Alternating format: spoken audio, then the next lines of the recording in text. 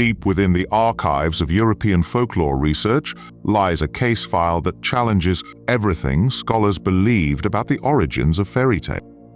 The disturbing truth behind one of the most beloved children's stories reveals a pattern of events so unsettling that investigators have questioned whether some tales were never meant to be fiction at all.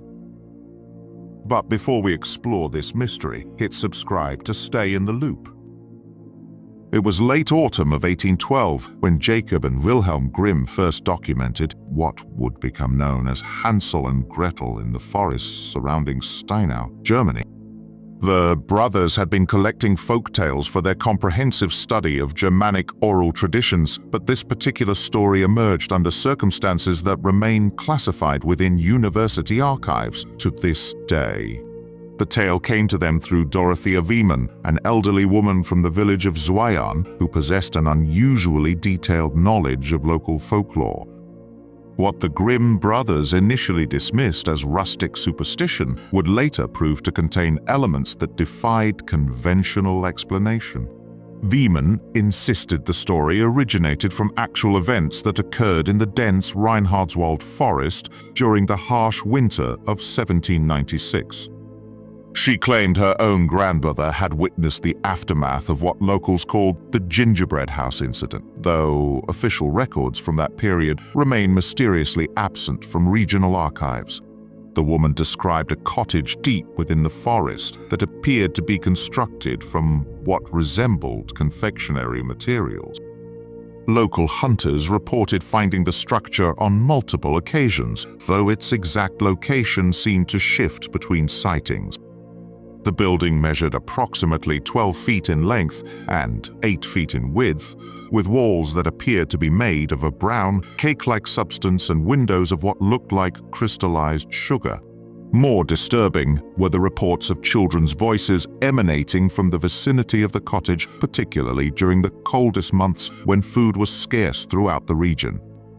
Village records indicate that between 1795 and 1797, an unusually high number of children went missing from surrounding communities, though authorities attributed these disappearances to the widespread famine affecting Central Europe. The caretaker of the cottage was described as a woman of advanced age, possibly in her 70s, with severely bent posture and milky white eyes that suggested advanced cataracts. Witnesses reported that she moved with surprising agility despite her apparent frailty, and that she possessed knowledge of herbal preparations that could render individuals unconscious within minutes of consumption. What made Wiemann's account particularly unsettling was her description of the cottage's interior. She claimed her grandmother had discovered the dwelling empty on one occasion and found walls lined with what appeared to be human finger bones, arranged in decorative patterns around the windows and door frame. The floor was reportedly covered with a fine white powder that analysis later suggested contained traces of ground calcium phosphate, consistent with pulverized skeletal remains. The mystery deepened when researchers examined parish records from the affected villages. They discovered that child disappearances followed a precise pattern, occurring exclusively during new moon phases when the forest was at its darkest. More puzzling still, the missing children were always found to be siblings, never only children, and invariably came from families experiencing severe economic hardship.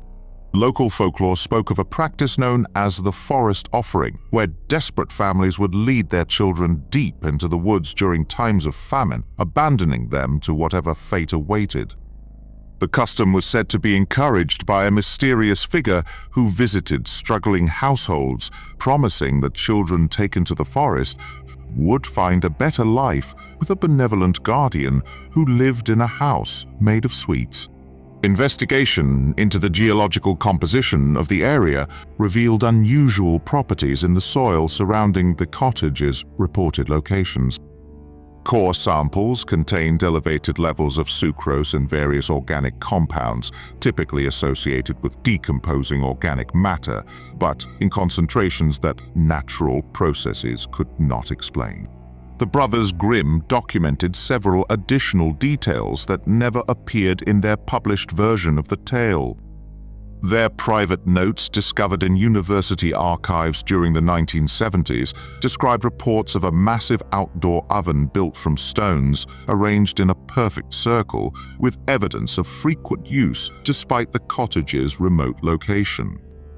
The oven's interior showed signs of having reached temperatures exceeding 1,000 degrees Fahrenheit, far beyond what would be necessary for baking bread or preparing normal meals. Perhaps most disturbing were the testimonies of the few children who had encountered the cottage's inhabitant and survived to tell their stories. These accounts, recorded in the Grimm brothers' private correspondence, described a woman who spoke in multiple voices simultaneously, as if several different people were speaking through her at once.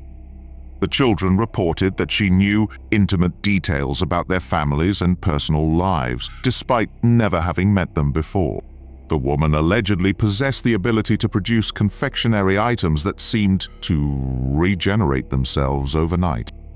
Children who consumed these sweets reported experiencing vivid hallucinations and temporary paralysis, followed by complete memory loss regarding their time at the cottage.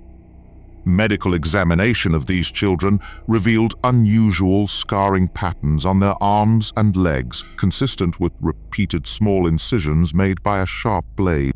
Local church records from the period indicate that Father Heinrich Waldman, the parish priest responsible for the affected area, had requested assistance from religious authorities in dealing with what he termed an unnatural presence in the forest. His letters describe discovering the remnants of ritual sites throughout the woods, including stone circles containing charred human teeth and fragments of children's clothing. The priest's final correspondence, dated March 15, 1797, described his intention to confront the cottage's inhabitant directly. He was found 3 days later at the edge of the forest, alive but completely mute, with no memory of the preceding week. He never spoke again and died under mysterious circumstances exactly 1 year later. The cottage itself was reportedly destroyed by fire in the spring of 1797, though no official investigation into the blaze exists in local records. Witnesses described flames that burned with unusual colors, producing purple and green smoke that could be seen for miles. The fire allegedly burned for 3 consecutive days without spreading to surrounding trees, despite the dry conditions that had persisted throughout the region. When investigators examined the site weeks later, they found the cottage's foundation stones arranged in a pattern that matched no known architectural tradition. The stones bore carved symbols that resembled a combination of runic script and mathematical equations, though linguistic experts have been unable to decipher their meaning. Carbon dating of the stones revealed they were significantly older than the cottage itself, suggesting the structure had been built upon a site of previous significance. The mystery deepened further when researchers discovered that similar tales existed in folklore throughout Central Europe, all featuring remarkably consistent details about cottages made of edible materials and elderly women who preyed upon children. These stories emerged from regions separated by hundreds of miles, yet maintained identical elements down to specific architectural details and behavioral patterns of the central antagonist. Modern forensic analysis of soil samples from the cottage site revealed the presence of human DNA from multiple individuals, including genetic markers consistent with children between the ages of 6 and 12. The concentration of biological material suggested that far more individuals had been present at the location than historical records indicated. The final piece of evidence emerged during a 1983 archaeological survey of the region.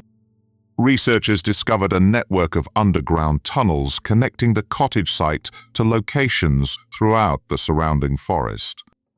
These passages, carved from solid rock with precision that 18th century tools could not have achieved, contained chambers filled with children's belongings dating back several centuries.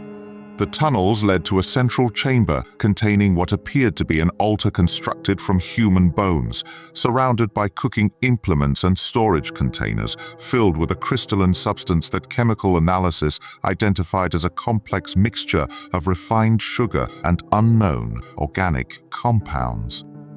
The chamber's walls were covered with paintings depicting scenes of children entering a house made of sweets, but the figures' faces had been deliberately obscured with black paint.